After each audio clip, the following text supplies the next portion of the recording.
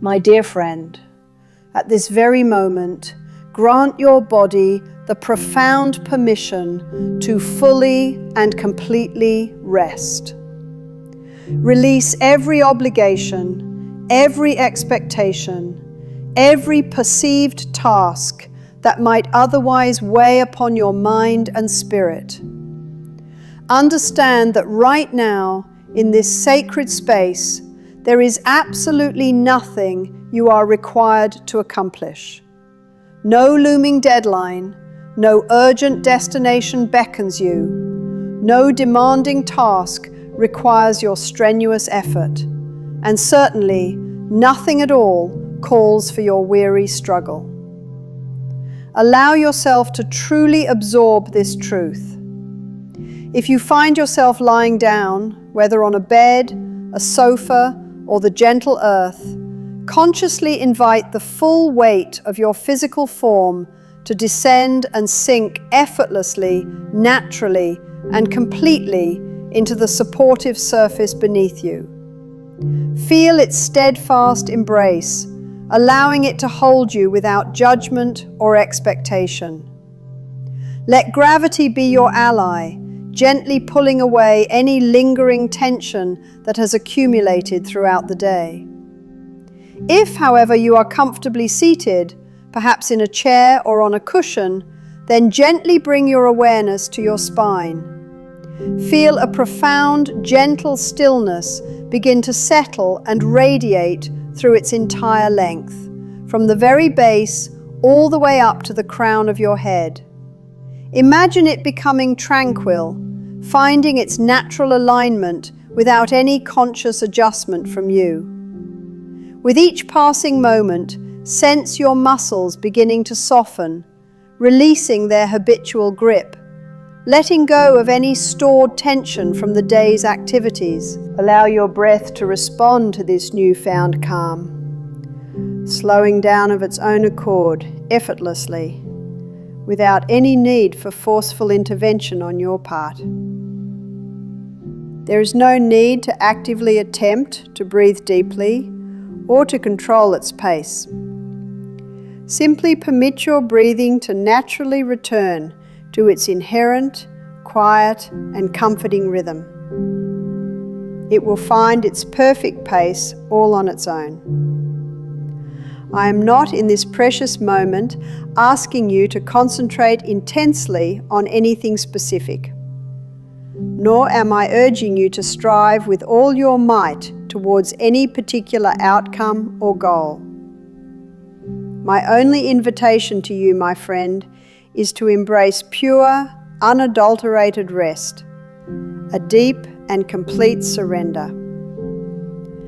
For it is in this profound state of repose, this deep surrender, that the most magnificent and impactful movements in our world truly originate.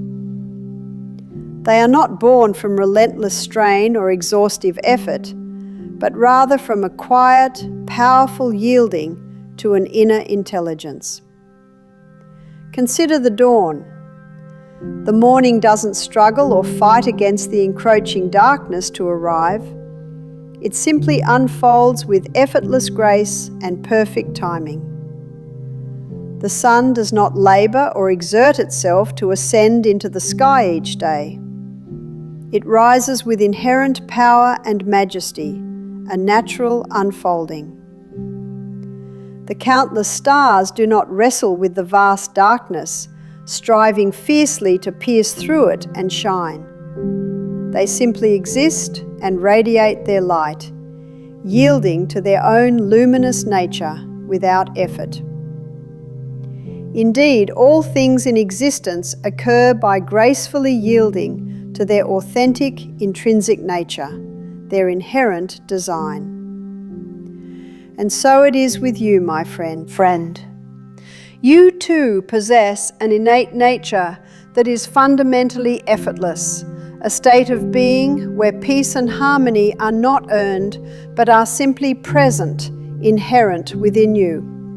There has been, since your very inception, a potent power planted deeply within the core of your being. It is a power so silent, so gentle, so profoundly subtle that it seems to recede and withdraw completely the moment you try to command it or force it into action. Yet, paradoxically, this very same power rushes forward with incredible strength and speed the instant you fully relax and release your grip, allowing it to move freely. This incredible innate power is never ever activated by external force or intense striving, which are forms of resistance. Instead, it is beautifully awakened by something far more subtle and profound. It is awakened by trust, by a deep inner certainty.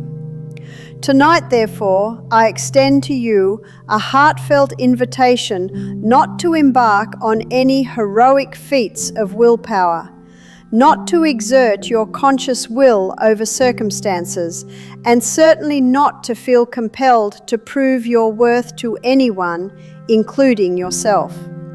Instead, I invite you to consciously lay down the heavy burden of constant effort and diligent struggle. I invite you to step back and observe with quiet curiosity and open awareness what truly unfolds and blossoms when you cease to push against the currents of life, when you simply allow yourself to be carried by its natural flow. The world around you has relentlessly taught you through countless messages and experiences that genuine creation requires immense labor. True success demands unwavering strain, and that any meaningful change must be painstakingly earned through arduous struggle. But what if, for a moment, you consider the possibility that this deeply ingrained belief has actually been the very chain that has bound you, holding you captive and limiting your potential, preventing effortless manifestation? What if the very door to your deepest desires, the one you have been so tirelessly seeking and pushing against, opens only when your hand, exhausted from gripping, finally relaxes its hold and releases its effort? There exists a quiet, profound law that orchestrates and governs all things in the universe, a silent and invisible force. It moves silently, imperceptibly, without a single sound or outward display. It never announces its presence with fanfare or declaration, yet, despite its quiet nature, it leaves its unmistakable signature everywhere, woven into the very fabric of existence, shaping all reality. Consider the majestic river. It does not rage or shout commands to the landscape, demanding change. It does not rush frantically on its journey, driven by urgency or fear of missing out. Yet, in its gentle, persistent patience, over eons, it carves magnificent mountains and shapes entire valleys, transforming the world without effort, simply by yielding to its own nature. Look at a tiny seed, buried deep beneath the dark, nurturing soil. It does not panic about its future or question its inherent worth or purpose. Yet, in its hidden silence, surrendering to its nature, it silently and inevitably grows to become a towering, vibrant forest, a magnificent expression of life. Now turn your awareness inward and observe your own heart. It learned its intricate, life-giving rhythm without any instruction manual or conscious guidance. It has beaten faithfully and tirelessly through countless moments of joy and sorrow, through every phase of your life, without ever asking for external direction or permission. It simply obeyed the fundamental law of life itself, a law inherent to its being, deeply ingrained within its structure. And the very same profound law that breathes life and purpose through rivers, through tiny seeds, and through the steadfast rhythm of hearts, also breathes through you, sustaining your very existence with effortless grace. This universal law does not respond to desperation or frantic pleas, for those are states of resistance and lack. It responds instead to a state of equilibrium, a balanced and harmonious inner climate, a feeling of settled peace. It does not answer panic with solutions, but rather with reflections of that panic, mirroring your inner chaos. Instead, it answers a calm, steady poise with clarity and opportunity, with effortless unfolding. It does not move at the command or insistence of fear, for fear is a state of contraction and doubt. It moves gracefully and powerfully at the gentle invitation of faith, which is a state of trust, expansion, and allowance. So now, as your eyelids gently grow heavy, feeling a comforting weight, and as your mind begins to loosen its habitual, often anxious grip on thoughts and concerns, you are consciously entering the very state where this quiet, powerful law becomes most receptive to your inner being, most ready to respond. You have undoubtedly spent long hours striving to achieve, long days hoping for desired outcomes, and perhaps even long nights worrying about the future or reliving the past. You have rehearsed countless future scenarios with anxiety, playing out fears and potential challenges in your mind. You have relived moments from the past, dwelling on them with regret, self-judgment, or a sense of what might have been. But in this precious, unfolding moment, you are completely free of both the burdens of the future and the constraints of the past. This present moment asks for nothing from you.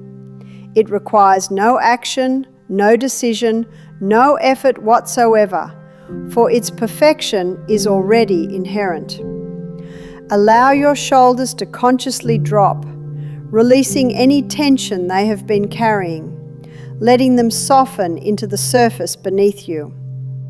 Let your jaw visibly loosen, letting go of any clenching or tightness that often accompanies stress. Permit your forehead to gently smooth itself, erasing any lines of worry or concern, allowing the skin to relax. Let your tongue rest softly and quietly behind your teeth, unburdened by words or thoughts, finding its natural place in your mouth. Every subtle signal of effort, every trace of struggle may now effortlessly dissolve and fade away, leaving you in a state of pure ease. In this profound state, you are not being measured against any external standard of achievement or worth. You are not being judged by any higher power or earthly critic for past actions or perceived failures. You are not being tested for your capabilities or your inherent value. You are simply being held, cradled and supported by life itself, by the very fabric of existence in a loving embrace.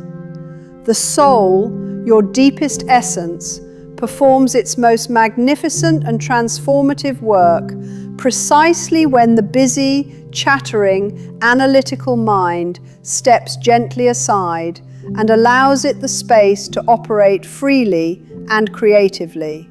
This profound truth is something I have observed and understood throughout my entire life in countless situations and individuals. I have witnessed men exhaust themselves completely, chasing after desires and outcomes that would have manifested with effortless grace had they only rested in the deep certainty of already possessing them, in the inner feeling of fulfillment. I have seen women strain relentlessly for affection, for love, for connection, that would have arrived naturally and abundantly had they first truly accepted themselves as inherently loved and worthy independent of external validation. The world, with its relentless pace and demanding expectations, often convinces us that genuine progress and meaningful breakthroughs can only arise through tension, through constant striving and pushing against obstacles. Yet, paradoxically, every true and profound breakthrough in human experience is invariably preceded by a period of deep stillness, a quiet pause where transformation can take root and blossom. Even the most powerful and majestic storm, with all its thunder and lightning, is born from a profound silence in the merged atmosphere before it unleashes its energy, a period of calm before the transformation. It is in this quiet, expansive space between thoughts, in this fertile void of mental activity, that true creation truly begins. Not amidst noise or clamor, not through argument or desperate pleas, but in the gentle knowing, the quiet understanding that precedes all form and all manifestation, the silent blueprint of being. You do not need to actively make anything happen tonight. Your only invitation is to simply allow, to permit, to release control. Allow your mind to gently sink, to settle into a deeper, calmer state of receptivity. Allow your breath to naturally slow its pace, finding its own perfect rhythm without your conscious intervention. Allow your thoughts, should they arise, to soften at their edges, losing their sharp insistence and urgency, becoming like distant clouds. If a memory gently appears in your awareness, let it softly drift past, much like a cloud serenely floating across a vast open sky, without clinging to it or analyzing its meaning or emotional charge. If an idea or inspiration rises to the surface of your mind, let it pass through your awareness without resistance or the need to immediately act upon it. You need not follow any specific thought or embark on solving any problem right now. This is not the hour for solutions or for intense mental work. This is instead the hour for profound surrender, for letting go and trusting the deeper intelligence of life itself. Consider this: when a man consciously abandons the struggle against sleep, finally letting go of his efforts to resist it, sleep effortlessly claims him, enveloping him in its embrace. When a woman ceases to frantically chase after calm, searching for it outside herself, calm naturally envelops her, embracing her completely, for it was always within. You have never, not once, fallen asleep by force or by demanding it. You have only ever fallen asleep by gracefully letting go, by surrendering to the natural process of rest. And the miraculous process of creation operates in precisely the same way. The reality you experience tomorrow, the world that unfolds before you, is not born from what you force or try to control tonight. It is born instead from what you quietly consent to in this deep, accepting stillness, from the inner state you assume. Therefore, let us consciously quiet the ingrained habit of relentless effort and striving.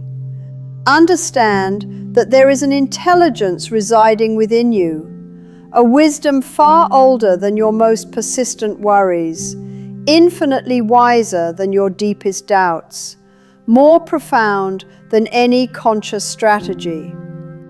This intelligence inherently knows how to regulate your breath, how to orchestrate the intricate processes of healing within your body, and how to effortlessly arrange circumstances in your life far beyond the scope of your conscious planning or control. This profound intelligence does not require your instruction or your guidance. It only requires your permission, your inner allowance. And that permission, that sacred allowance, is gracefully given through the act of deep relaxation and surrender. In yielding, you paradoxically rise to new levels of being. In resting, you set in motion profound movements in your reality. In letting go, you become truly receptive and receive the very things you desire. The thinking mind, with all its logic and analysis, has undoubtedly carried you far in life, achieving many things. However, it cannot carry you into the ethereal realm, where dreams and aspirations take on physical form and manifest in your reality. That crucial crossing, that transformative shift, occurs when the constant activity of thought releases its authoritative grip, and the pure experience of sensation becomes sovereign, taking precedence, guiding your awareness. Notice now the gentle, comforting heaviness that may be settling in your arms, a profound relaxation. Feel the subtle warmth that may be radiating behind your eyes, a sign of deep inner calm. Observe the slow, unhurried expansion and contraction of your chest with each breath, a natural, effortless rhythm. Your body possesses an inherent wisdom. It knows precisely how to enter this state of profound silence and deep rest. Trust your body implicitly. It has been diligently practicing the art of surrender every single night of your life, gracefully guiding you into sleep and regeneration. There is absolutely no urgency here in this moment. No pressing deadline looms, and there is no specific destination you must strive to reach before the morning sun rises. The universe itself does not keep time in the same linear, frantic way that you do. It does not rush, driven by external pressures, nor does it anxiously wait, fearing delay. It simply unfolds, with perfect timing and effortless grace, a continuous flow.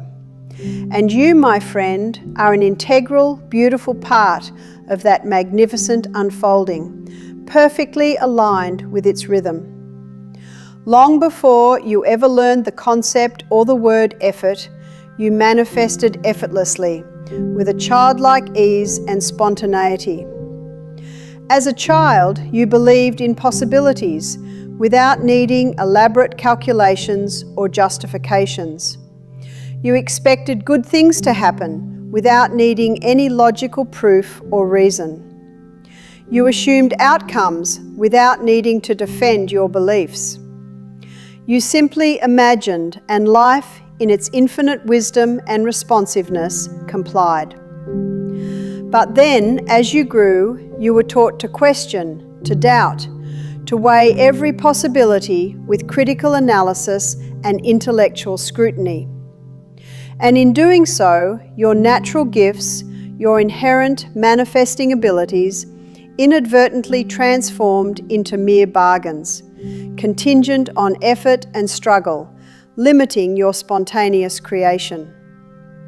Tonight, you are invited to consciously lay down all those old contracts, all those limiting agreements you made with yourself and the world.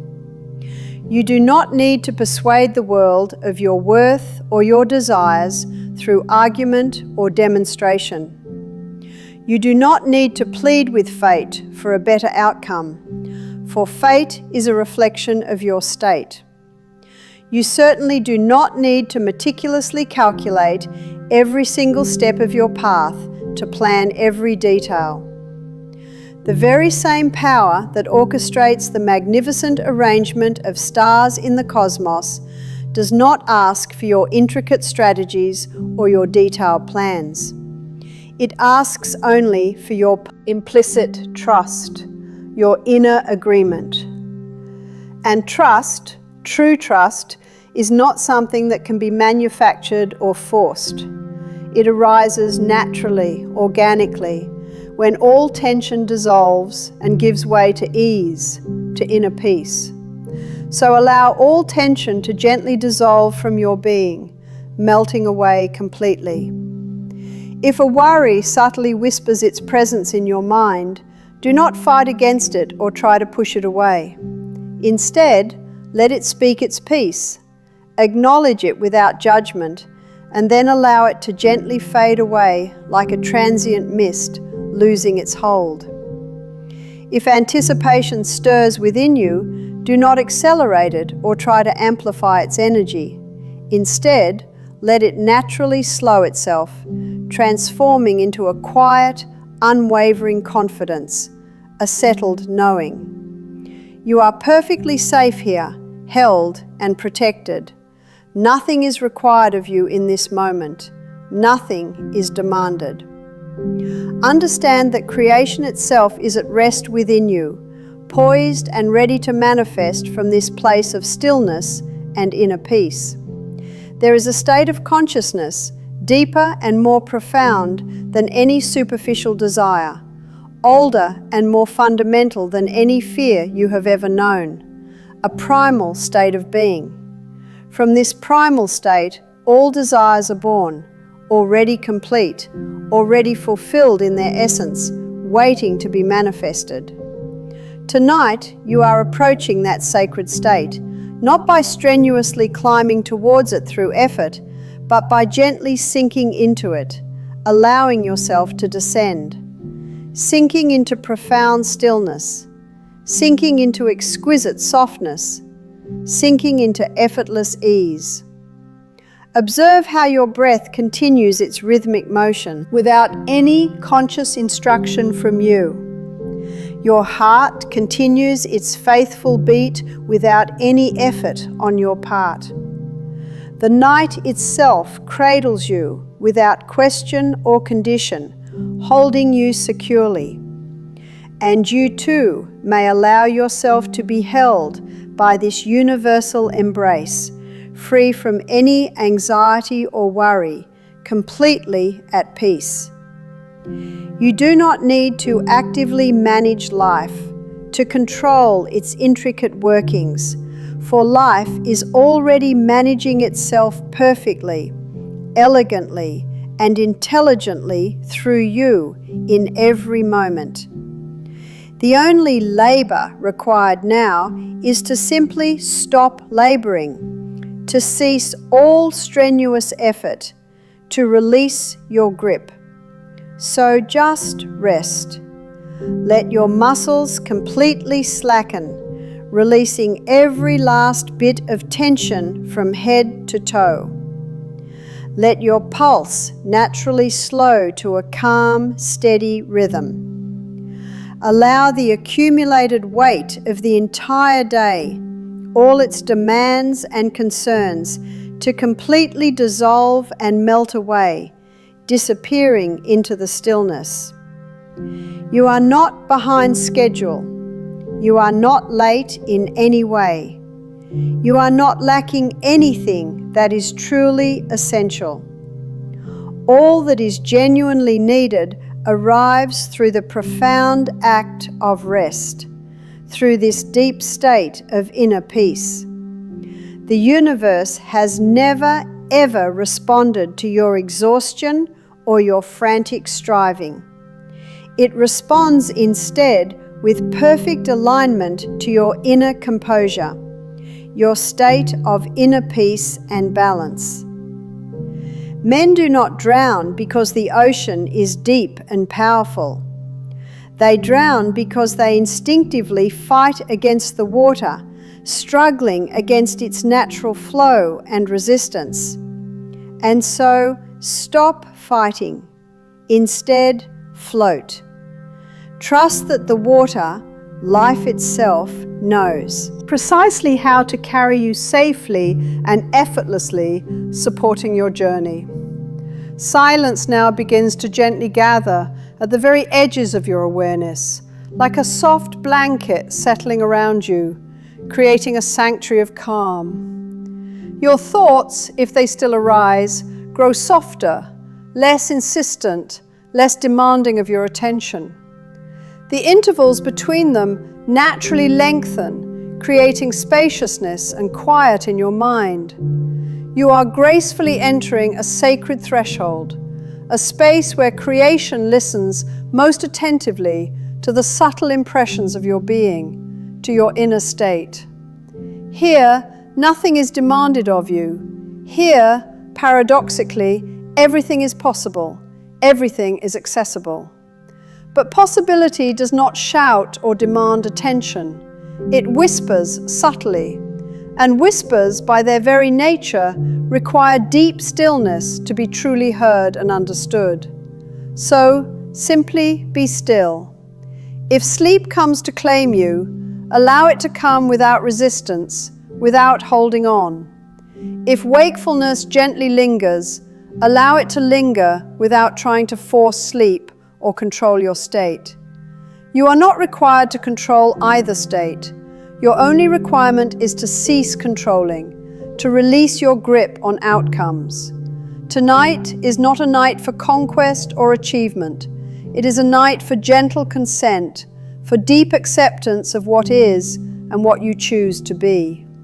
And in that consent, powerful forces, far older and wiser than your personal striving, begin to move and orchestrate on your behalf, aligning reality to your inner truth.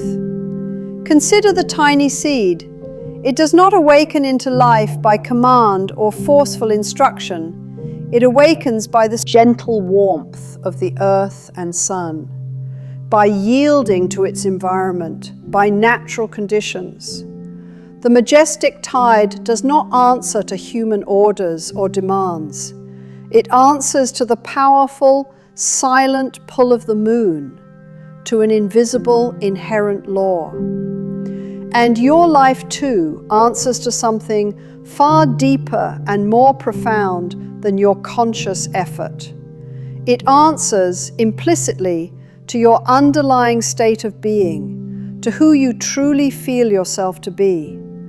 And this state of being, this essence of who you are, is most effortlessly realized when nothing is forced, when all resistance is released, when you are simply at peace.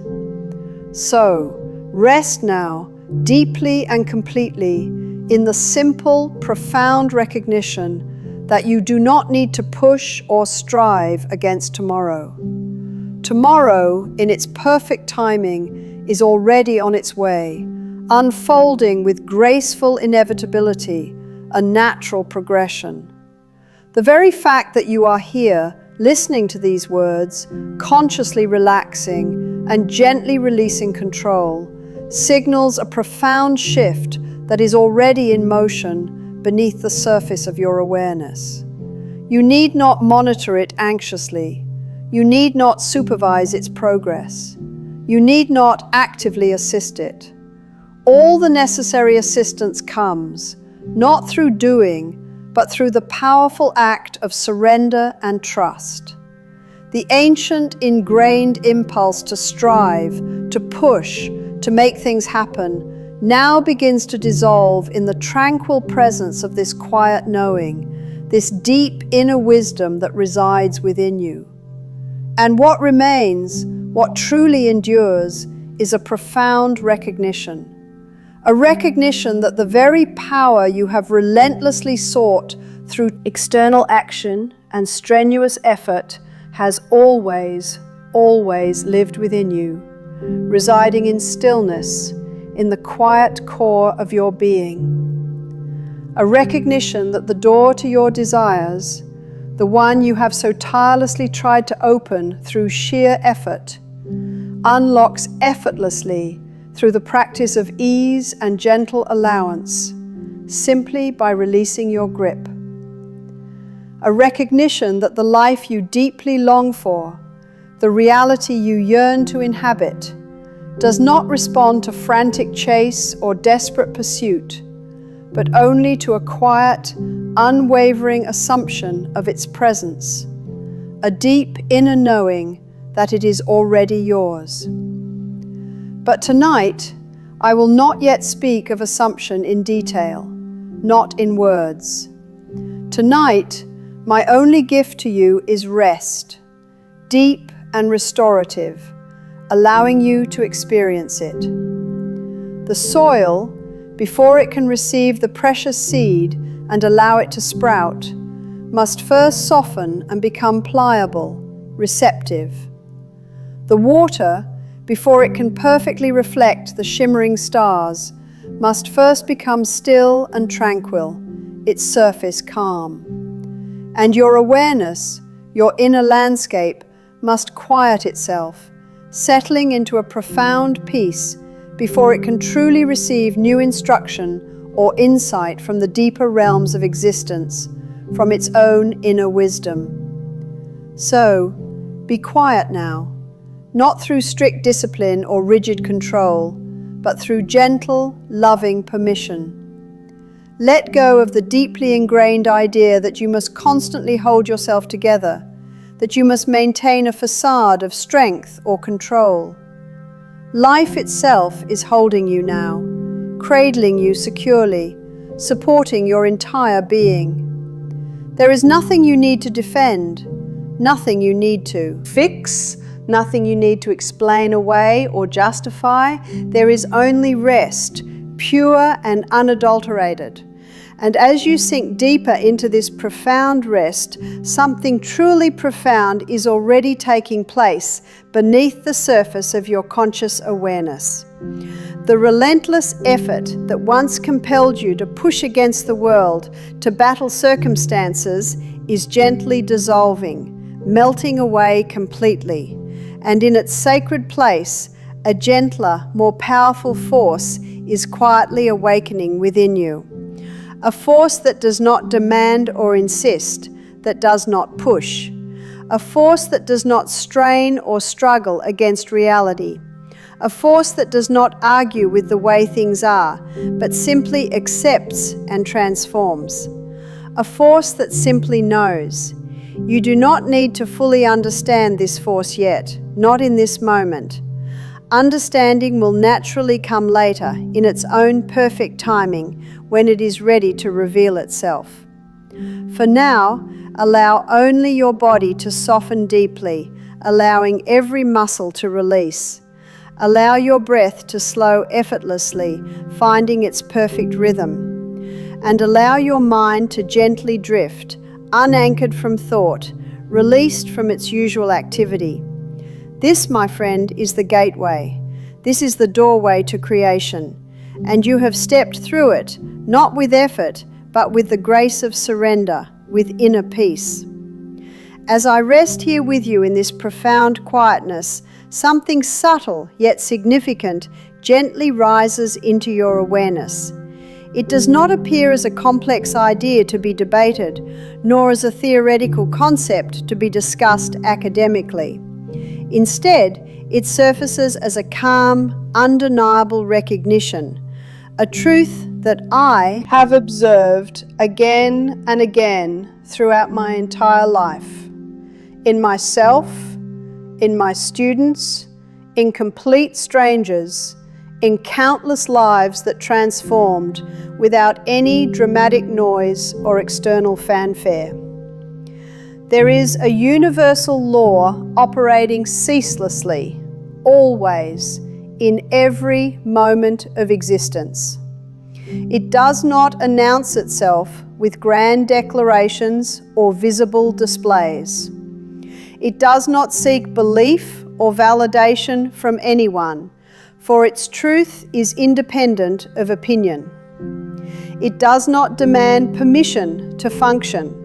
It simply works with unwavering precision and absolute reliability, a fundamental mechanism of reality. Long before I ever uttered a single word about this law publicly, long before anyone ever sought an explanation from me, this profound law was already silently shaping destinies, orchestrating the unfolding of lives. It guided the remarkable rise of some individuals to greatness and the quiet undoing of others. It moved men from conditions of poverty to states of abundance without a single trumpet sounding or a visible display of effort. It reunited lovers, without a single plan being consciously formed, simply through inner alignment. It opened door after door in situations where logical reason declared only insurmountable walls and impossibility. And through all these years of careful, quiet watching, one truth became undeniably and unmistakably clear to me. This law does not respond to effort. I have witnessed men exhaust themselves with the greatest determination, pushing themselves to their absolute limits, only to remain precisely where they began, their circumstances unchanged. And conversely, I have seen others do almost nothing at all by conventional standards, and yet arrive with startling swiftness at the very place the first group so desperately longed for. Effort, in its visible form, may impress the superficial world of appearances, but this deeper underlying law answers to something else entirely. It answers to the state of being, to the inner climate you embody, not to what a man verbally says he wants, not to how hard a woman outwardly tries, not to how desperately one pleads with challenging circumstances. It answers profoundly to what one quietly, implicitly is within their deepest core. It is a law that moves without noise, without grand announcement, without any visible machinery or complicated mechanics. It creates as the night creates the dawn, without effort, without debate, without delay, with perfect and inherent timing. All through my life, I have consistently observed that events and circumstances in our reality do not spontaneously spring forth from argument or intellectual debate. They do not arise from protest or outward struggle. They do not unfold according to our conscious plans or strenuous efforts. Instead, they emerge inevitably from an underlying condition, from the inner climate of our being, from the silent internal arrangement of our consciousness. A man may confidently proclaim wealth with his lips, articulating his desire for prosperity, while every nerve within his being, every deeply held inner belief, secretly agrees only with a state of scarcity and lack. And the law, with perfect precision, answers the unspoken agreement of the nerves, the deeper feeling, not the outward declaration of the lips. A woman may speak confidently of love and connection, yet her entire feeling state, her deep inner sense, agrees only with rejection or unworthiness. And the law, faithfully, answers the feeling, not the spoken words. This is precisely why so many words, so many prayers, so many affirmations often go unanswered and unmanifested. They were spoken from the wrong inner state, from a place of contradiction. The law is not persuaded by rhetoric. It is not convinced by logic. It is not swayed by emotion alone, divorced from a settled inner state. It simply reflects, it mirrors, it echoes what already lives, deeply and truly, within your inner being. Through long and dedicated observation, I unequivocally learned that life never truly responds to what we merely request or wish for on a surface level. It only and always responds to what we implicitly consent to be within our inner world, what we assume as true about ourselves. This is not some abstract philosophy or a poetic metaphor. This is a direct, observable description of a functioning, universal order, a mechanism of reality. Consider a seed placed into fertile soil. It responds to the condition of the soil, not to the seed's own desire to grow. If the soil is ready, rich, and receptive, the seed unfolds and blossoms. If the soil is barren and unsupportive, no amount of pleading or wishing will quicken its growth. So too it is with human consciousness. The inner state, your inner feeling, is the fertile soil, and what appears in your life, what you experience outwardly, is the inevitable growth and expression of that inner condition. Yet most people live their lives as though the reverse were true. They passively wait for the outer world to grant them permission for inner change, for a shift in their feelings or beliefs. They wait for external conditions to soften and become more favorable before they allow themselves to feel truly secure and safe. They wait for concrete proof, for tangible evidence, before they fully accept the feeling of having their desires fulfilled. And in this act of waiting, they inadvertently delay their own manifestations, perpetuating the state of absence. For the law does not wait upon the world, upon external circumstances. On the contrary, the world, in its responsive nature, waits upon the law, upon your inner state. I have witnessed men completely alter their financial fortunes without changing a single aspect of their physical surroundings. I have watched women transform their entire future trajectories while simply sitting alone in profound silence, shifting their inner state.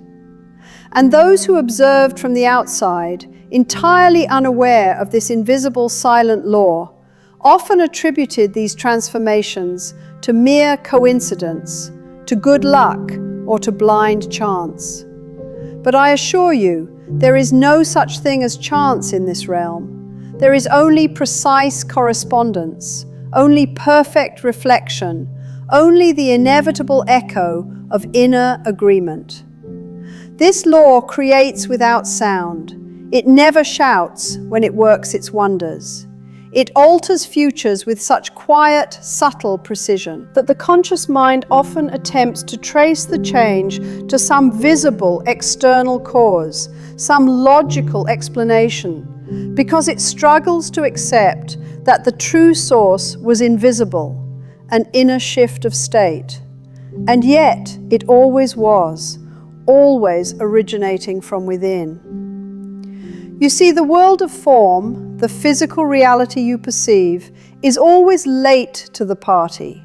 It always arrives as a delayed consequence, after the inner decision has already been made, long after the desired feeling state has been occupied within, long after the inner state has been firmly entered and settled. The outer world is merely the delayed photograph, the physical manifestation of an earlier inner condition, an inner cause. But because this delay exists, because there's a gap between inner cause and outer effect, men often mistakenly assume a separation. They come to believe that the outer world is entirely independent of them, a force unto itself acting upon them. They believe that external events shape the inner man, that circumstances sculpt character, that fate comes from outside, imposed upon them. Yet, through years of quiet, diligent watching, I learned the exact opposite truth. Character precedes fate. Inner state precedes outer circumstance. Being precedes doing. This, my friend, is the law. It never creates from outward action alone. It creates invariably from inner attitude, from the deep-seated state of being you occupy. I have observed people perform precisely the same actions, engage in identical efforts, yet achieve entirely different results. One struggles endlessly, meeting resistance, while the other flows effortlessly, meeting cooperation. One forces, the other gracefully attracts. One battles against life, meeting opposition, while the other seems to be carried by it with ease and grace. And the fundamental difference was never about superior knowledge. It was never about greater intelligence or mental prowess. It was never about external advantage or privilege.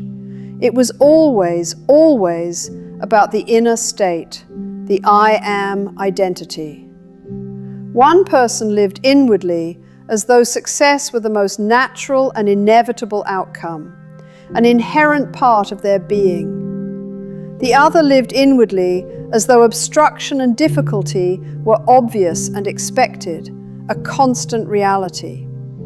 And the law, in its impartial wisdom, agreed with each, reflecting their deepest inner assumption precisely.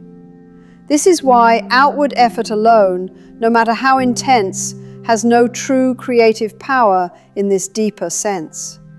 It may rearrange the furniture in the house of life, altering superficial appearances, but it does not lay the fundamental foundation. The foundation is always profoundly laid in silence, in the inner state of being. Through many years of dedicated teaching and profound observation, I learned a truth that is often exceptionally difficult for the striving intellectual mind to fully accept. The law does not move, it does not act when we desperately try to move it or force it to our will. It moves instead with perfect timing and grace when we simply stop interfering, when we release our resistance and allow.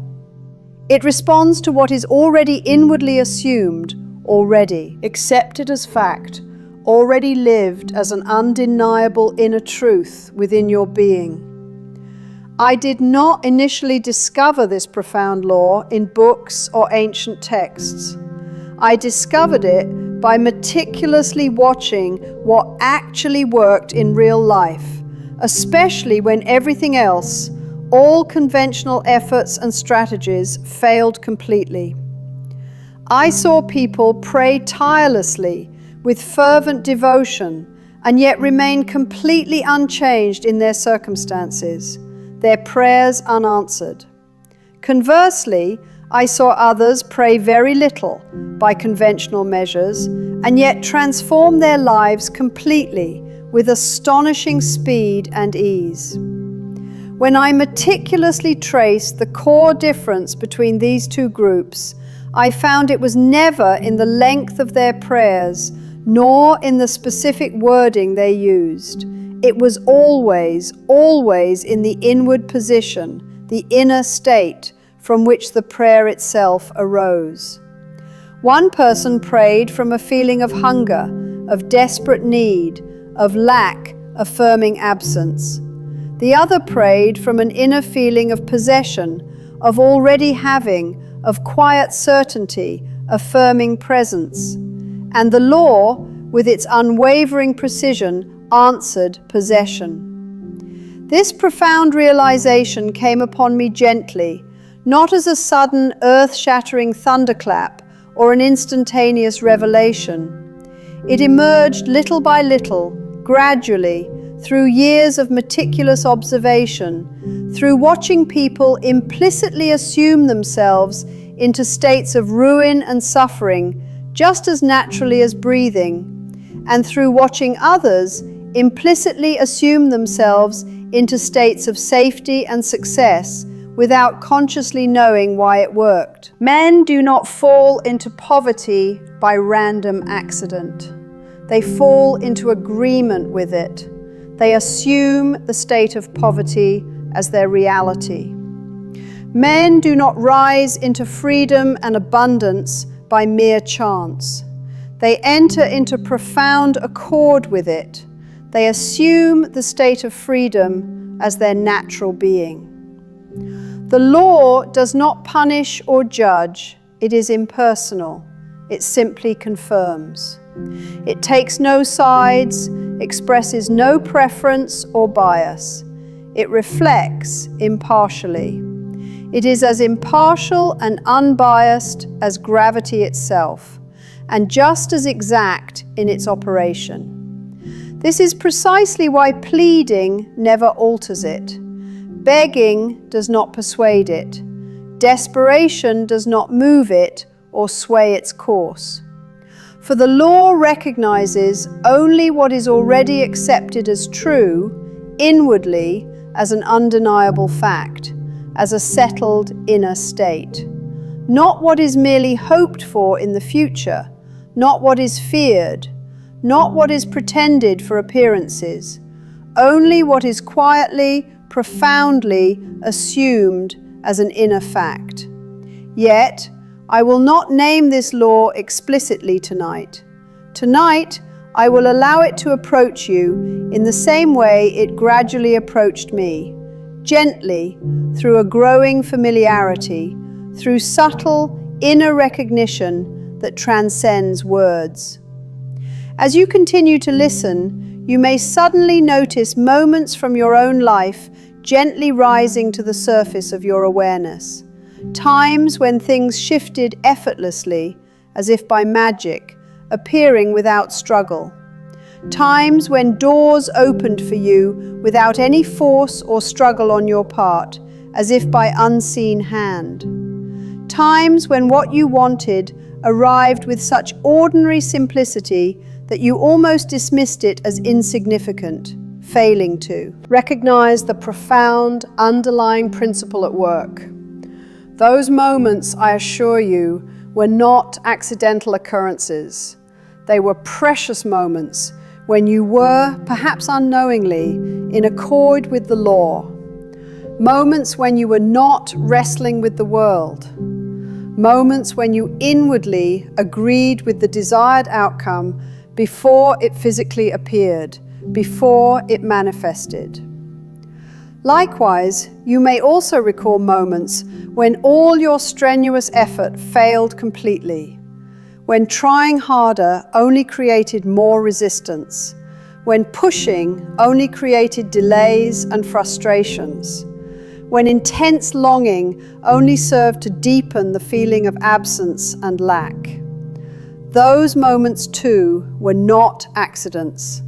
The law was working then as well, with the same unwavering precision.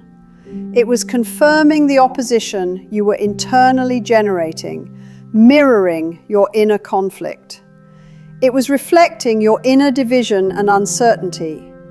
It was echoing the inner state of not having, of lack. Everything that comes into your experience, every event, every circumstance, arrives along the invisible pathways of your inner state.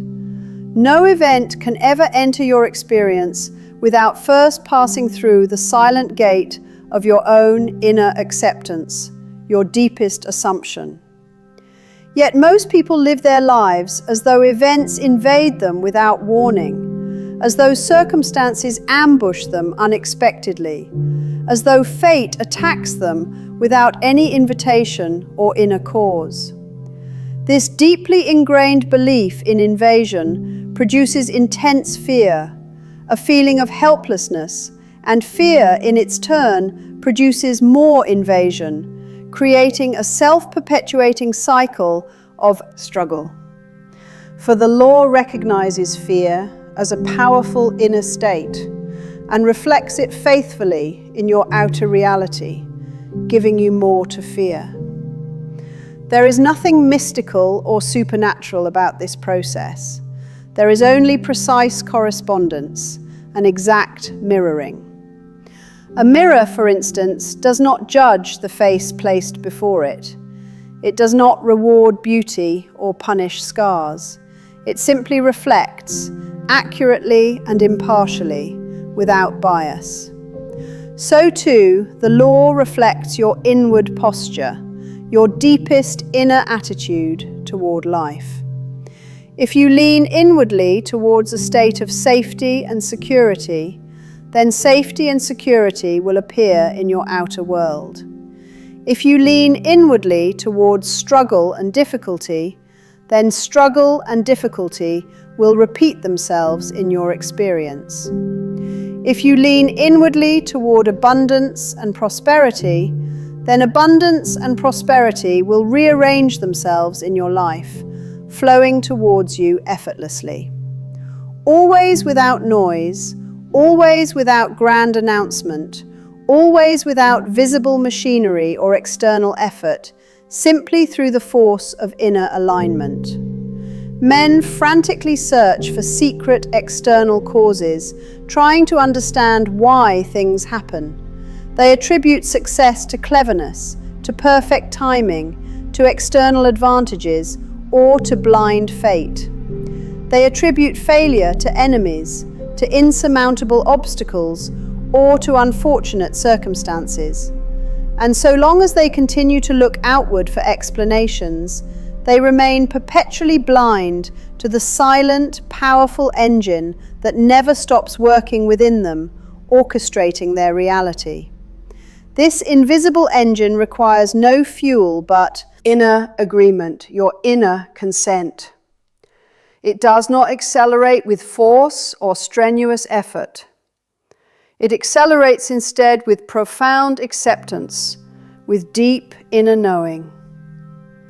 I have watched men stand in the very same room, beneath the very same sky, with the very same opportunity laid out before them. One rises to meet the opportunity and transforms his life, while the other remains completely unchanged in his circumstances. The crucial difference was never the room itself. It was never the sky above. It was never the external opportunity. It was always the inner state from which each man interpreted what stood before him. One saw inevitability, an undeniable path to success. The other saw uncertainty and potential failure. And the law, with perfect precision, matched each vision exactly, confirming their inner assumptions, their deepest expectations. Through these countless observations, one truth became utterly unavoidable for me. The outer world, the physical reality you perceive, is not inherently creative in itself. It is only responsive. It responds with astonishing, unwavering obedience to what has already been deeply decided within your inner being. This is precisely why arguing with circumstance, with the external facts of your life, is utterly useless and unproductive. You may debate endlessly with a reflection in a mirror, trying to change its appearance, but the mirror itself will not change until the face looking into it changes. Yet men debate reflections all their lives. They argue with poverty, with sickness, with loneliness, with delay, and in arguing, inadvertently persist in acknowledging the very thing they wish to escape, thereby giving it more power and reality, perpetuating its existence. They speak of obstacles as though they were independent, external forces acting against them, uncontrollable. They speak of fate as though it were a cruel tyrant imposing its will, inescapable. They speak of chance as though it were a sovereign power dictating their lives, random and unfair. But the law, this silent, impartial force, recognizes none of these names. It recognizes only inner states, your fundamental inner being. Through all my quiet watching, I discovered that life never asks a man what he wants on a superficial level, what he wishes for. It only asks what he accepts as natural within his deepest being, what he implicitly assumes to be true for himself. The one who accepts struggle as a natural part of life struggles faithfully and consistently. The one who accepts ease and grace as natural experiences, harmony and flow. The one who accepts rejection as natural meets it everywhere he turns. The one who accepts love as natural encounters it again and again in abundance. The law does not discriminate or play favorites. It simply confirms, it validates your inner state. It does not debate or negotiate. It executes precisely what is impressed upon it, what is deeply felt. This is why force, external pushing, consistently fails. Force is merely a testimony, an outward declaration that the desired state has not yet been accepted as truly natural within. If it were genuinely accepted, force would be utterly unnecessary. You never force yourself to breathe. Breathing happens naturally because it is accepted as natural. You never force yourself to digest your food. You never force your heart to beat. These things were accepted as natural long ago, and so they happen without any conscious effort. Creation, manifestation, obeys precisely the same principle. What is accepted as natural happens effortlessly. What is disputed or resisted inwardly persists in resisting outwardly. This is not punishment, it is merely precision, the exact working of a universal mechanism, an impersonal law. The unseen law that shapes your days is not emotional or capricious. It is exact, precise, and unwavering. It does not require your belief in itself in order to function. It does not ask for your recognition or acknowledgement.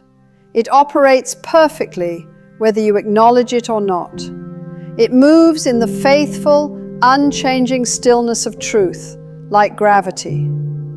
Just as gravity continues to function, whether one accepts it or denies it, so this law continues to operate, whether it is named or ignored. The only question then is what it will continue to reflect for you. And that profound answer lies not in your strenuous effort, but in your inward posture, your deepest inner state of being. Long before I ever spoke of any principle publicly, this profound understanding completely rewired my own relationship with life. I discovered that when I ceased struggling against external circumstances and instead quietly adjusted what I implicitly consented to be true within myself, the outer world shifted with astonishing speed and grace, reorganizing itself. It did not shift dramatically or with sudden fanfare. It shifted naturally, so naturally that had I not been acutely aware of the inner cause, I too might have mistakenly called it mere coincidence. But coincidence is only the name we give to events whose inner origin, whose subtle cause has been forgotten or overlooked. Nothing occurs without a hidden origin, and the origin, the true generative source, is always inner. So tonight, as your physical body rests deeply and your mind softens its grip on conscious thought, this quiet, profound truth begins to approach your awareness gently, subtly, like a soft whisper. You are not asked to actively change anything yet, not in this moment. You are only invited to notice, to observe without judgment, to notice how often, how habitually you measure life by the amount of effort you expend, to notice how frequently you equate struggle with inherent value or worth, to notice how often you deeply believe that what comes easily, what flows effortlessly, must somehow be unworthy or less significant because it didn't require effort. All these are deep-seated assumptions, but we will not name that explicitly yet. For now, it is enough to simply feel the calm recognition that something deeper and more powerful than mere effort governs your days, orchestrates your experiences. Something you have always lived with, something you have always implicitly used, even when you did not consciously know its name or understand its workings. And while you rest in this knowing, this law continues to operate precisely as it always has, quietly, obediently, without noise or interruption, fulfilling its purpose. As your mind grows even quieter and your body gently forgets its own physical weight, there is a profound realization that begins to rise within you, as softly and beautifully as the dawn, an inner awakening. It does not arrive as a shocking revelation or a sudden jolt. It arrives instead as a deep, comforting remembrance. It feels as though something ancient and wise within you is gently nodding in recognition, quietly affirming, yes, this is what I always knew, deep down. I discovered long ago that what the world conventionally told us imagination was is fundamentally incorrect. It is not idle fantasy, a mere fleeting thought without substance or power. It is not childish invention or a fragile escape from the harsh realities of life. On the contrary, imagination is the very womb of reality itself. It is the fundamental substance from which every single visible thing, every event, every circumstance in your world is born. There is not a single object, not a single event, not a single circumstance that did not first exist as an imaginal act, a mental creation within consciousness, a blueprint of being.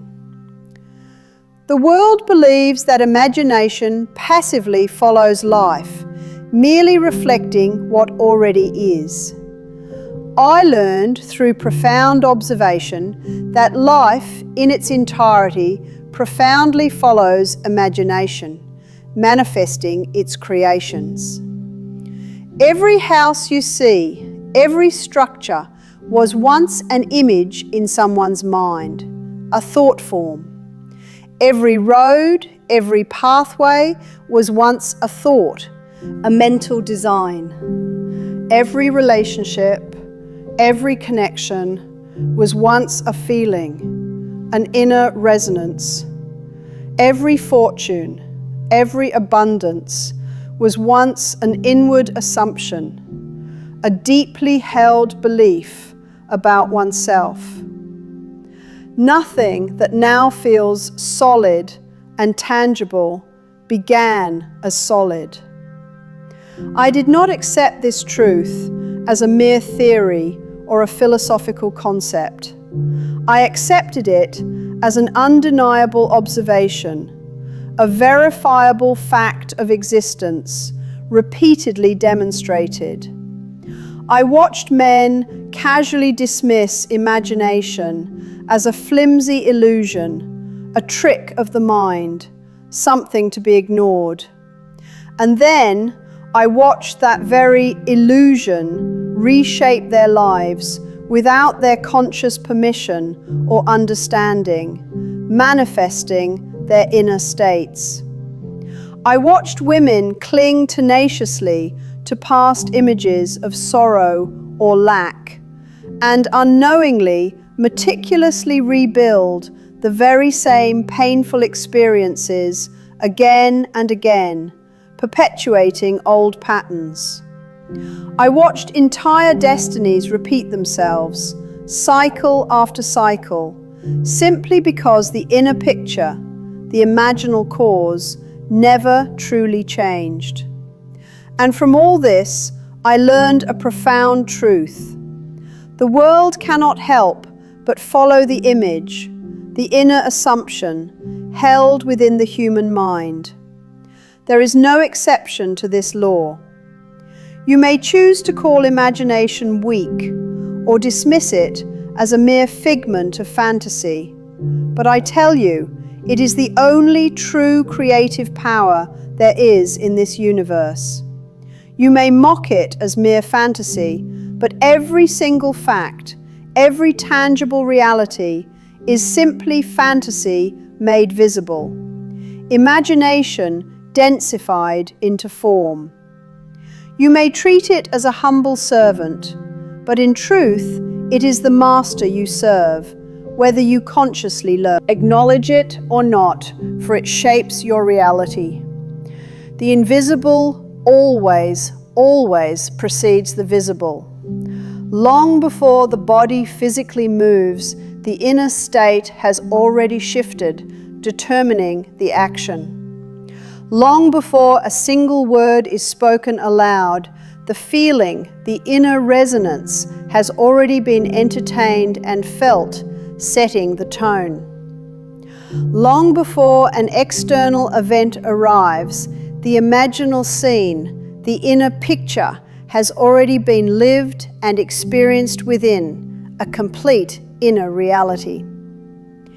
You do not see something first and then imagine it. You imagine first and then you see it manifest in your reality, for vision follows inner creation. This is precisely why the world seems to echo your inner states so perfectly, mirroring your being. This is why familiar patterns, cycles, and experiences seem to follow you with uncanny loyalty. This is why faces change, but the underlying stories and themes in your life often feel uncannily the same. This is why situations repeat themselves with such consistent, almost startling loyalty. Life is not merely repeating external events in a random fashion. Life is repeating your inner imaginal acts, your deeply held assumptions and beliefs, projecting them outwardly. And now, as you listen to these words, as you sink deeper into this tranquil state, your physical body itself begins to feel less central, less intensely defining of your being. Your muscles loosen, not merely from physical tension, but from the very grip of identity, from the belief that I am this form, I am this body. The very sense of me as a physical form softens at its edges, becoming more fluid, less rigid, less confined. You begin to observe your body rather than intensely inhabiting it, detaching slightly from it, seeing it as an instrument. You begin to notice with a profound clarity that your awareness, your true essence, is not confined or located within the flesh and bones of your body, but rather attends to it, perceives through it, is expansive and beyond it. This, my friend, is the sacred doorway through which the true nature of imagination, your inherent creative power, reveals itself in its majestic scope and boundlessness. For imagination, in its deepest sense, is not merely in the head, confined to the physical skull. It is the very boundless field of awareness itself, the vast inner expanse in which both your physical body and the entire external world appear and take form. I discovered that when your imagination, your inner state, truly changes, your physical body must inevitably follow suit, reorganizing itself to match that new inner blueprint. When your imagination shifts its focus and assumption, the entire world around you reorganizes itself in silent, unwavering obedience to that new inner blueprint, that new inner command. When your imagination releases the limiting images and stories of the past, the future rearranges itself without any need for negotiation or struggle, unfolding perfectly. This, I assure you, is not poetry or abstract philosophy. This is precise architecture, a profound creative mechanism. Your inner world, your imaginal acts, are the fundamental blueprint.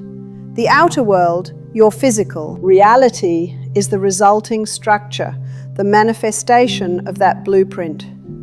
Builders, when they wish to change the design of a building, do not consult the existing walls. They change the original drawing, the blueprint, the cause. And so it is with humanity. All along, humanity has mistakenly attempted to rearrange the outer structure of their lives, struggling with external appearances while simultaneously worshipping and clinging to an unchanged, limiting inner blueprint. They struggle fiercely against symptoms and effects while unconsciously nurturing the underlying imaginal cause, the very disease they wish to eradicate. And so they grow weary, frustrated, and exhausted without achieving true transformation because they are working on the wrong level. For the world, in its responsive nature, does not listen to physical hands or outward actions. It listens profoundly to assumption, to your deepest inner belief. It does not respond to mere motion or effort. It responds invariably to meaning, to the significance you attach to things. It does not bow to action. It bows always to state, to your inner condition of being. Through quiet, persistent experimentation, I learned that people never truly act independently of their imaginal identity, of who they inwardly feel themselves to be. A man behaves not merely according to what he superficially desires, but consistently according to who he feels himself to be at his core. A woman chooses her path not primarily according to external logic or reason, but according to her inward self-definition, her deepest sense of self. And the world, with unwavering accuracy, answers not superficial desires, but deeply held identities. You do not act into a new state of being. You act from the state you already inwardly occupy, the state you have assumed. And your imagination is the fundamental gateway into that state, the portal of transformation. Whenever you truly imagine, whenever you enter into a feeling state, you are not merely entertaining fleeting shadows or illusions. You are, in that moment, stepping into a new identity, putting on a new garment of being. You are entering a specific room in the vast house of consciousness. And once you have genuinely entered that room, that state, you cannot help but behave and act from the perspective and qualities of that room, that identity, for it shapes your very presence. Man often mistakenly believes he chooses freely, arbitrarily, at will. Yet he always chooses from a particular inner state, from the dominant identity he occupies. That is why the same man may act heroically and courageously one day, and cowardly and fearfully the very next day. The same woman may speak with unwavering confidence in 1 hour and tremble with profound insecurity in the next. The underlying state has shifted, and with it, behavior automatically rearranges itself to match, an outward expression of an inner change. Action, therefore, is merely the fruit, the outward expression, not the root, the underlying cause. And now you begin to perceive how gently, yet how incredibly powerfully, imagination truly governs your reality, orchestrating its unfolding. The world you perceive and touch is, in its densest form, imagination solidified, densified. The physical body you inhabit is densified assumption, a physical manifestation of your deepest beliefs about yourself. The circumstances that surround you are frozen feelings, solidified emotional states. Nothing appears randomly or by chance. All is meticulously ordered and orchestrated by an inner agreement, a deep inner pattern you hold. This is precisely why, to fight appearances, to struggle against external circumstances is akin to wrestling with mere shadows, for they are not the true source. To argue with external circumstance is to debate with a reflection in a mirror, a futile exercise, for the reflection cannot change the original. To hate effects is to fundamentally misunderstand the true causes, working on the wrong level. Change the inner image, the inner state, and the outer reflection, your reality, must inevitably transform. I watch this profound law work its magic through the simplest of experiments, repeatedly and consistently. A man who inwardly imagined himself respected, who deeply felt the state of being respected and honored, found respect appearing in situations where once there was only disregard and indifference. A woman who inwardly imagined herself valued, who truly felt her inherent worth, watched indifference from others dissolve and transform into deep devotion and appreciation. A student who inwardly imagined success, who deeply assumed the feeling of accomplishment and achievement, found doors opening for him with such naturalness and ease that he genuinely wondered why he had ever harbored fear or doubt about his abilities. They did not actively persuade the world to change, to conform to their desires. They persuaded themselves. They shifted their inner state, and the world, in its responsive nature, complied. For the world must comply. It has no alternative but to reflect your deepest inner state. Yet humanity is often trained from a young age to worship the visible, to give power to external appearances, and to panic frantically before them, feeling powerless. Man trusts the echo, the reflection, and doubts the voice, the inner source, the cause. He bows to the shadow and fears the true source of creation within himself, failing to recognize his own power. He says, "I will believe it when I see it," not truly knowing that he will never see it until he first believes it, until he assumes it inwardly, making it real in consciousness. For seeing, the outer manifestation always follows imagining, the inner creation. Just as thunder, the effect, invariably follows lightning, the cause. I learned that what you consent to inwardly, what you deeply accept as true within your being, you will eventually, inevitably, encounter outwardly in your physical reality. Consent is the only thing truly required. Not strenuous effort, not earned merit, not self-sacrifice, just consent, inner agreement. You are always, in every moment, living in continuous agreement with something, explicitly or implicitly. The only profound question is, what is that something? Some consistently consent to fear and meet its faithful reflection everywhere in their lives. Some consent to lack and confirm it endlessly in their experiences. Some consent to love and discover it everywhere, in every interaction. But no one, absolutely no one, escapes the fundamental law of consent. For imagination, your inner creative power, does not ask permission to work its magic. It only asks for direction, for the inner state you assume. Nature itself, in all its grandeur and complexity, bows to imagination.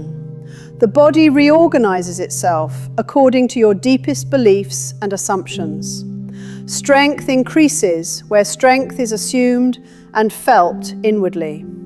Weakness persists where weakness is accepted as identity. Youth lingers, defying the passage of time, where youth is inwardly claimed and cherished. Decline accelerates, where decline is inwardly expected and assumed. These things are not primarily controlled by the mere passage of years or external factors. They are governed profoundly by the inner images you hold, by your deepest state, by your I am identity.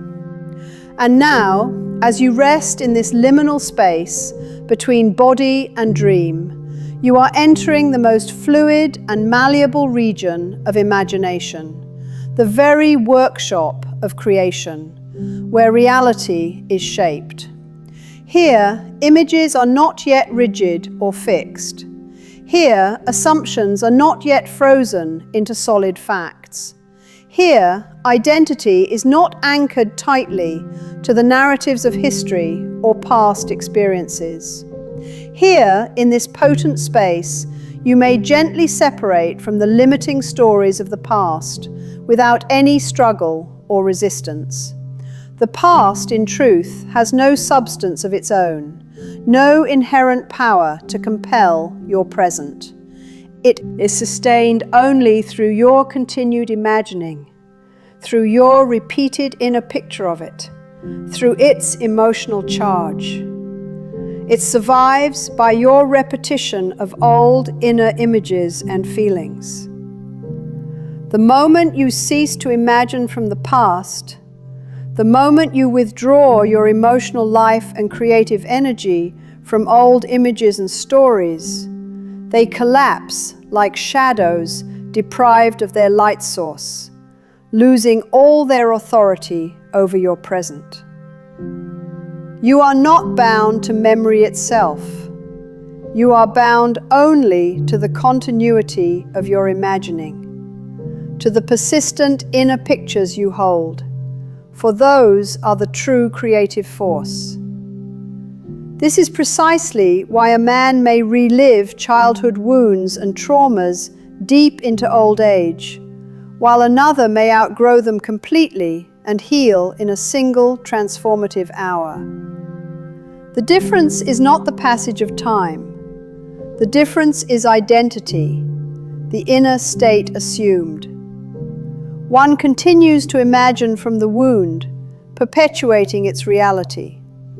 The other steps out of it, changing their inner state, their I am. And stepping out, I assure you, is a purely imaginal act, an inner shift of consciousness. The body then follows, life follows, and circumstances rearrange themselves to match effortlessly. I learned that one need not drag the past forward as a heavy, inescapable burden. The past is not inherently attached to you like a physical chain. You, in your imagining, attach to the past, giving it power. And tonight, as your mind gently loosens its grip on old stories and historical narratives, you begin to sense the extraordinary freedom of awareness, not bound by linear time. You are not merely your body. You are not merely your name. You are not merely your age. You are not merely your memories. These are all merely garments, roles you play, temporary forms. You are the wearer of these garments. Imagination is the tailor, the creator of these forms. And you change garments not by strenuous effort or struggle, but by a quiet, profound assumption of a new identity, a new feeling of self. If you assume you are still the man you once were, the same world will echo that assumption, repeating familiar patterns and experiences. If you assume you are still the woman you once were, the same life will inevitably repeat its themes.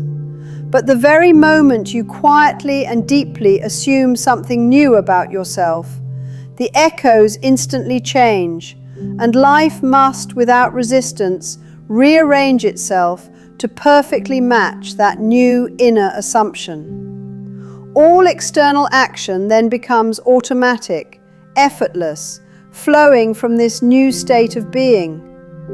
I do not mean that you must strain to picture vivid scenes or force specific images onto your mind with great effort. I mean rather that you fundamentally shift what you inwardly consent to be true about yourself, about your deepest identity, your I am. The most powerful imaginal act is not merely seeing external scenes or visualizing outcomes. It is the deep, profound feeling of identity, of who you are. Scenes pass, they are temporary. Identity remains. It is fundamental, the foundation.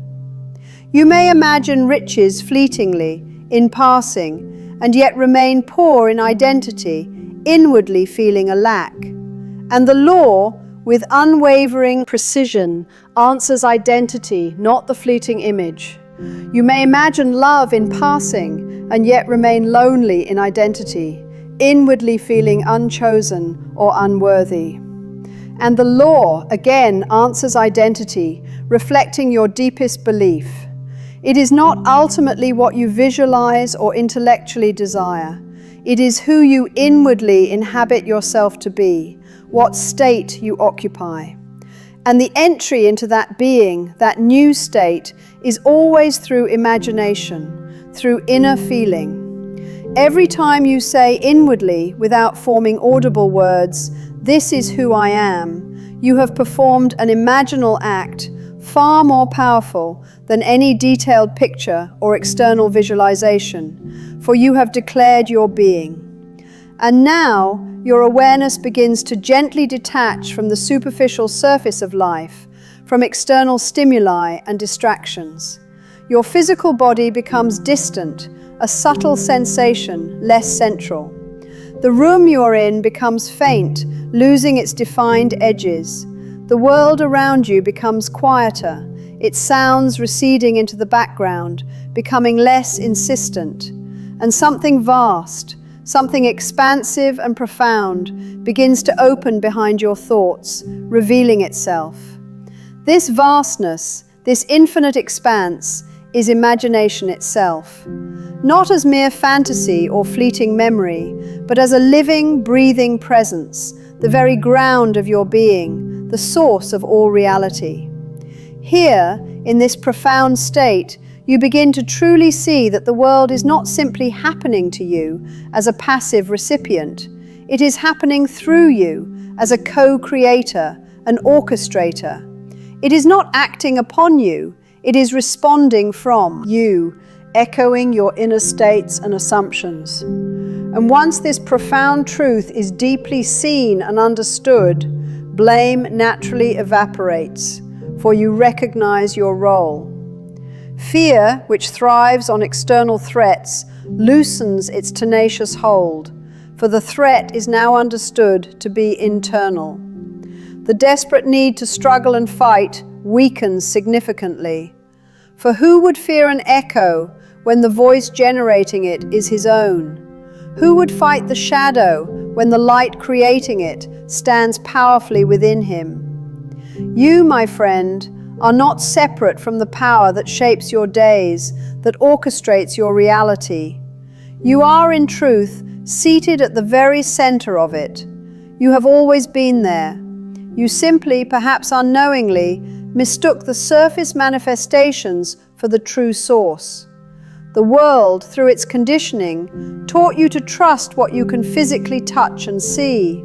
It never truly taught you to trust what you are at your core, your inner being. And so, you learn to bow before external appearances while doubting the powerful throne within your own being. But now, as you gently float between waking and sleep, in this liminal receptive state, the throne, your true creative power, reveals itself to you.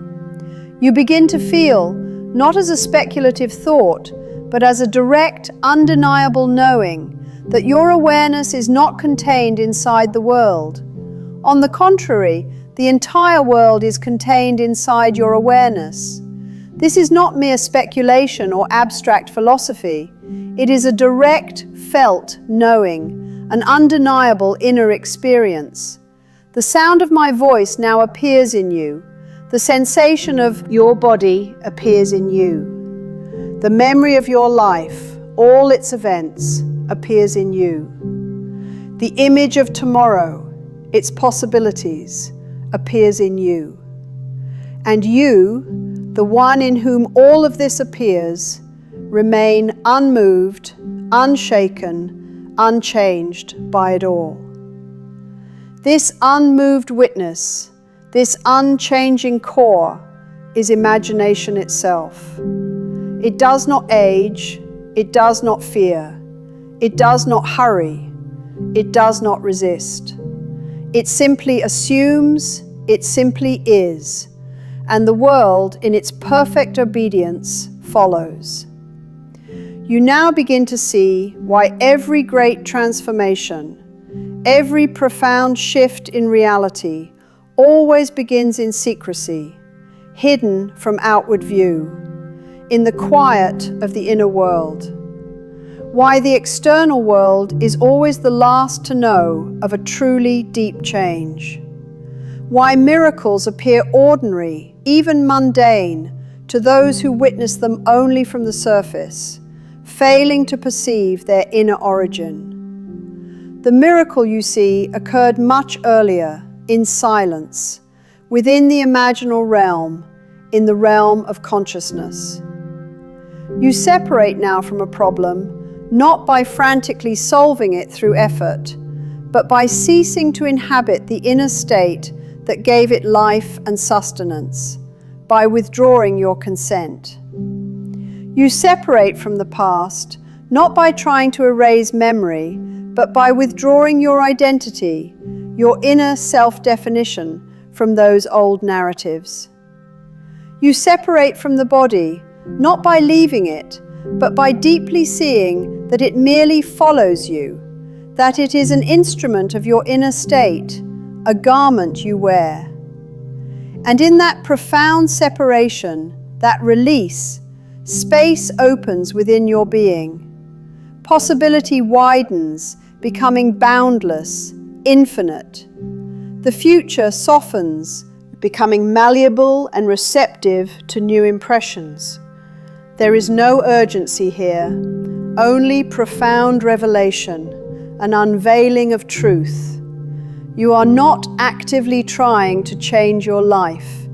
You are instead discovering that your life has always been changing in perfect response to your own secret occupation of state, your innermost assumptions and feelings. You were never truly powerless. You were never at the mercy of blind chance or random fate. You were never truly ruled by external circumstances. You were ruled only by the images, the assumptions you entertained as fundamental truths.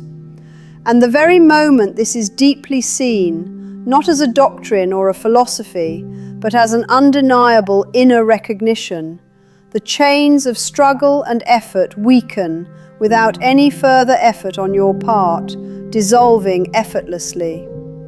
For who would strain to climb a mountain when he suddenly realizes he has always been standing effortlessly at its very summit? This is precisely why the truly wise among us speak softly, gently, with quiet conviction. They are not attempting to persuade or convince you of anything. They are merely pointing you back, guiding you back to what you already inherently are, to your true nature. Tonight, you are not learning something entirely new or foreign. You are instead remembering something ancient, something deeply embedded within your soul, a forgotten truth. Your imagination is not, as the world often suggests, an escape from life or its challenges. It is, in truth, the very source of life itself, the wellspring from which all reality flows, the creative force. And now you begin to feel it, not merely as an abstract idea, but as a tangible presence, a quiet, vast, creative presence, holding within it every world you have ever known and every world you have yet to inhabit, every possibility. There came a pivotal moment in my own personal awakening when all my restless searching, all my intellectual striving ceased at once, completely. Not because every single question I had ever harbored was suddenly answered, but because I discovered the profound place, the true source, from which all questions fundamentally arise, the origin of inquiry itself. This place was not found in countless books, nor in sacred temples, nor through renowned teachers, nor in elaborate philosophies. It was found instead in a single, simple realization, so utterly profound that the analytical mind initially struggled to fully comprehend its enormity.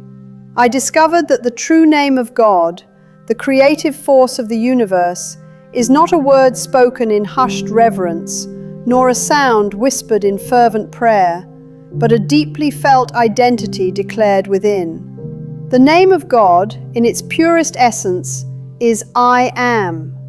Not I will be, belonging to the future, not I was, belonging to the past, but the eternal, creative present, I am.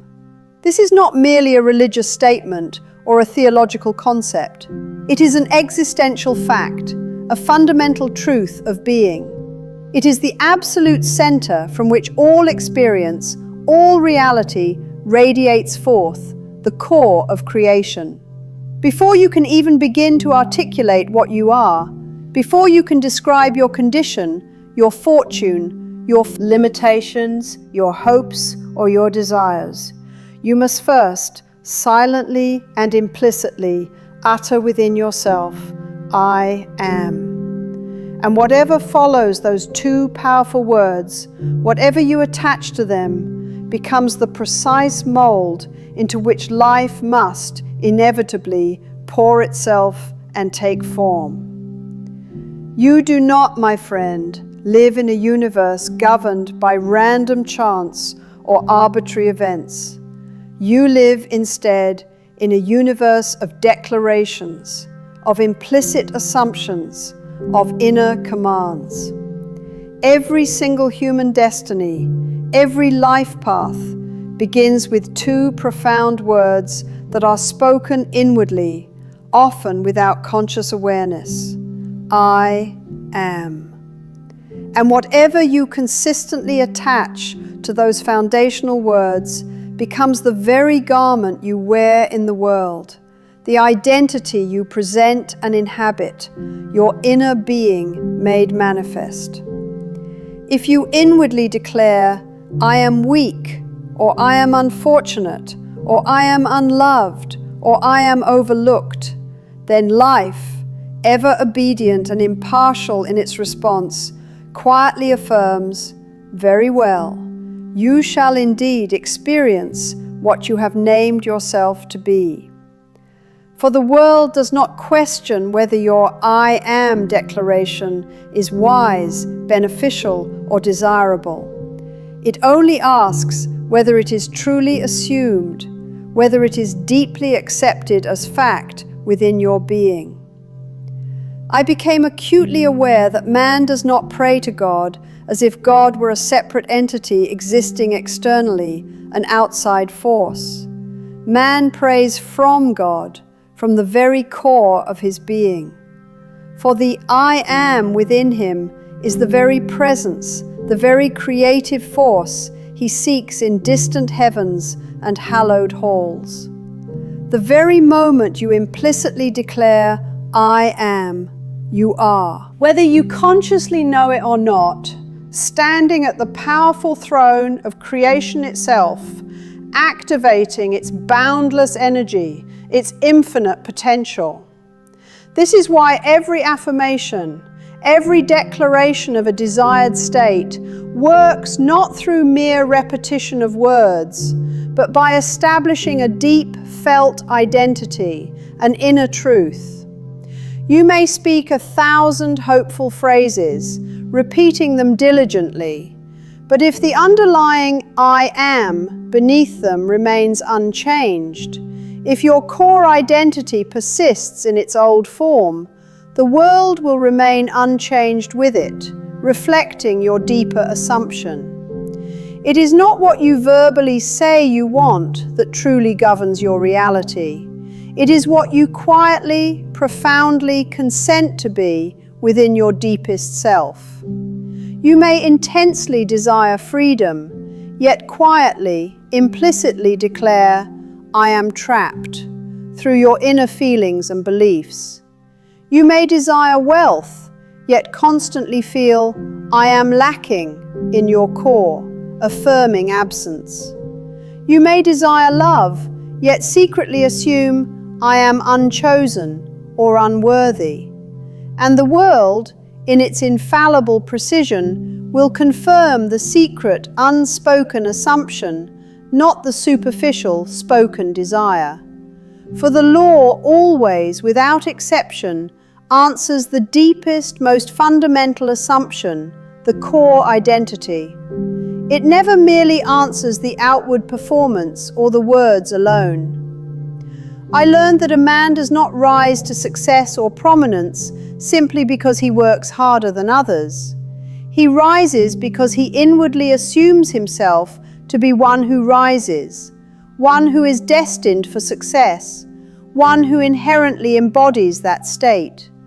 A woman does not become radiant and captivating because others approve of her or validate her worth. She becomes radiant because she inwardly assumes herself to be chosen first, to be inherently worthy and loved, radiating that inner truth. Everything, every manifestation, is an assumption before it becomes a tangible fact in your reality. When I say that I am is the name of God, I am not speaking of a deity existing in a specific form or an external entity.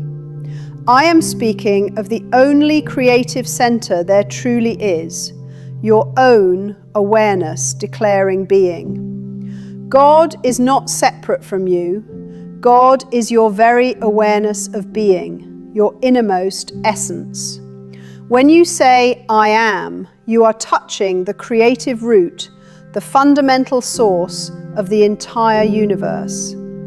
And when you add a name, a quality, a state to that creative root, for example, I am healthy, I am abundant, I am loved, the tree of your life bears fruit accordingly, manifesting those very qualities in your experience.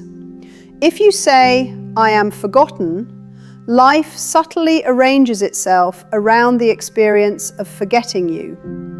If you say, I am blessed, life moves to display its blessings in your reality. If you say, I am late, existence itself becomes characterized by delay and missed opportunities. If you say, I am chosen, the world begins to choose you, to favor you, aligning itself to your declaration. This is precisely why two people may walk the very same road, live in the same era, breathe the same air, and yet inhabit entirely different worlds of experience. One lives in the inner state of, I am unfortunate, and encounters fortune's shadow everywhere they turn. The other lives in the inner state of, I am favored, and encounters invisible assistance and opportunities at every step. They do not live in the same objective reality. They live in the same world, yes, but they are obeying different inner commands, different I am declarations, different assumptions. And the command, the fundamental determinant, is always the I am that you assume. Most men mistakenly think their fate is rigidly written in their past history, an unchangeable record, an inescapable blueprint. I learned that fate is written only in your present identity, in who you choose to be in this very moment, in your current I am state. The past has no power over you except the power you grant it through your continued self-definition, through your persistent imagining of it. You do not remain poor because of where you were born or your initial circumstances. You remain poor because of who you inwardly continue to be, what identity you continue to occupy and maintain. You do not remain alone because of what has happened to you in the past. You remain alone because of what you assume yourself to be in the present. The past is not a prison that holds you captive. It is merely an echo of a former identity, a previous I am state. Change the I am in the present, and the echo, your past's influence, must change also, losing its power. Yet this profound shift is not achieved through force or strenuous effort. It is done through quiet occupancy, through simply residing in the new inner state, settling into it. You do not argue with your former self or try to dismantle it. You simply move into a new one, a new identity, and allow the old one to naturally dissolve and fade from lack of use, from lack of energetic sustenance. Identity is a dwelling place, a home for your consciousness, and you are always living somewhere. Tonight, as you rest on the delicate edge of waking and sleep, the gates of identity are wide open, receptive and fluid. This state is neither rigid nor defended by the analytical mind. Your mind is no longer clinging tightly to yesterday's labels or definitions of self. Your body is no longer rehearsing old reactions or habitual tensions. The world for this precious moment is not demanding that you continue to be who you were, who you thought you had to be. This, my friend, is the doorway, the potent moment of transformation. The I am is never tired. The I am is never wounded. The I am is never aging. It only wears the temporary garments, the identities you choose for it. And you choose them not through effort or struggle, but through quiet, profound consent, through inner acceptance. Whatever you now allow yourself to be in feeling, in your deepest core, you soon must experience as a tangible fact in your outer world. If you allow yourself to be worthy, truly feeling that worthiness, worthiness begins to appear in the way others meet you, in the opportunities that arise. If you allow yourself to be powerful, truly inhabiting that strength, situations rearrange themselves to confirm that inherent power. If you allow yourself to be secure, fear loosens its grip, retreats naturally, and dissolves from your experience. You do not have to convince the world of your new identity. You only have to stop contradicting your own I am with conflicting inner feelings or beliefs. For many people live in a state of divided speech. They say with their mouth, I am confident, while inwardly whispering with their soul, I am afraid. And the law always, without fail, obeys the whisper, the deeper felt truth. The louder voice is not the spoken one, it is the felt one, the inner assumption. The world does not respond to declarations made in desperation or out of a sense of lack. It responds faithfully to identity assumed in stillness, to a deep, settled inner state. And now you begin to feel that subtle, profound authority rising in your chest and spreading throughout your entire body. Not arrogance, not pride, but a deep, unwavering certainty without any accompanying tension or struggle. This is the inherent authority of I am. Not the authority to dominate others or control external events, but the profound authority to be, to simply exist as the identity you choose.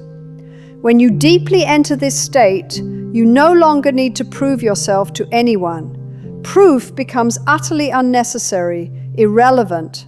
When identity is secure and settled, external validation becomes meaningless.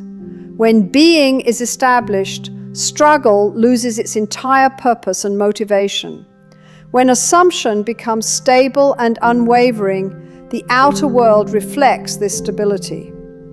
Most people seek power in external action, in outward doing. They exhaust themselves tirelessly, trying to climb ladders of effect, attempting to manipulate circumstances from the outside. Yet the throne, the true seat of creative power, was always beneath their conscious awareness, residing within. You do not rise to power, you awaken to it. And awakening requires only profound recognition. Recognition that the words I am are not mere descriptions of a current condition. They are, in truth, decrees, powerful commands to the universe. Every morning, when a man rises and inwardly feels, I am tired, he is not simply describing a physical condition. He is, in that moment, commanding his nervous system, his focus, and his posture to obey that identity, to reflect that state. Every evening, when a woman says inwardly, I am unwanted, she is not merely reporting a fact. She is, implicitly, instructing life how to continue meeting her, how to reinforce that assumption. The law does not judge these commands. It does not question them. It simply fulfills them with unwavering fidelity. I realize that the most dangerous prayers are not those spoken in fear or desperation, but those spoken casually, implicitly, as identity. A man may never formally pray for lack or poverty, but if he lives constantly in the mood, in the inner state of, I am unlucky, he has been praying without ceasing for that condition. And life, in its infinite responsiveness, answers without ceasing, mirroring his assumption. The good news, if one may call it that, is that the very same law that binds you to limiting conditions also possesses the power to release you. The same door that imprisons you in an unwanted reality also liberates.